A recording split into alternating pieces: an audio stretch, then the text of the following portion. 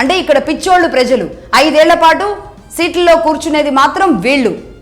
ఎవరి డబ్బు ఎవరికి పంచుతున్నారు, ఎందుకు పంచుతున్నారు, అసలు ఎందుకు ప్రజలకు ఇవ్వాలి, అసలు ప్రజల్లో మార్పు రావాలి. ఇప్పుడు తమిళనాడులో జరిగిన ఎన్నికను చూసి ప్రతి ఒక్కరూ ఫస్ట్ మారాల్సిన విషయం ఏంటి, తెలుగు రాష్ట్రాల్లో ఎవరైనా నాయకుడు డబ్బు తీసుకొని వస్తే తీసి మొక్కానేసి కొట్టేలాగా మారాలి. ప్రజల్లో మార్పు రానంత కాలం ఇలాగే ఉంటుంది. అవునన్నా కాదన్నా తమిళనాడు ప్రజలు ఎంత స్ట్రాంగ్గా నిలబడ్డారో చూడండి. ఇన్నేళ్ల పాటు అక్కడ ఒక భావజాలం నింపితే ఆ భావజాలానికి కట్టుబడి ఉన్నారు వాళ్ళు, అదైనా నిలబడగలగడం.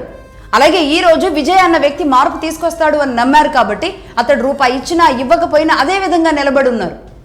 అలాగే ఇంకొక పార్టీ నాన్ తమిళ్ కచ్చి ఎన్టీకే సీమన్ ఉంటారు, బట్ ఈసారి అంత ప్రభావం చూపించలేదు. నిజానికి విజయ్ కంటే ముందు ఇప్పటికి 2 సార్లు ఎన్నికల్లో పోటీ చేశారు సీమన్కి దాదాపుగా 5 నుంచి 6% ఓట్లు వస్తాయి. ఇదే సీమన్ ఒక సభ పెడితే ₹1 కూడా ఇవ్వడు. స్వచ్ఛందంగా ప్రజలు వస్తారు, వర్షం పడుతున్నా సరే అట్లాగే నుంచొని అతడు చెప్పేది వింటారు. వెళ్లే ముందు ఏం చేస్తారు, వాళ్ళ బాక్సులు వాళ్ళే తెచ్చుకుని తింటారు సభల దగ్గరికి. అక్కడ ఏం పెట్టాల్సిన అవసరం కూడా లేదు. వెళ్ళేటప్పుడు వాళ్లే ₹10, ₹15, ₹5 వాళ్ళకి తోచినంత ఆ హుండీలో వేసి నువ్వు రాజకీయాన్ని నడుపు అని చెబుతారు.